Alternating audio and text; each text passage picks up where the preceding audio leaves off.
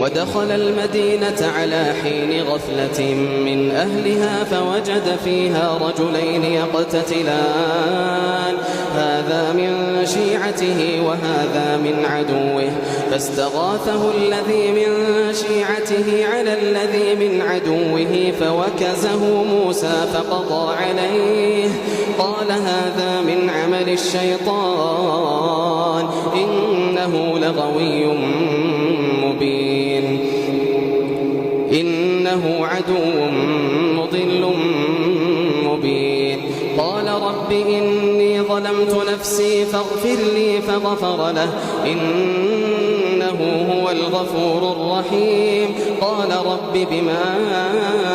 أنعمت علي فلن أكون ظهيرا للمجرمين فأصبح في المدينة خائفا يترقب فإذا الذي استنصره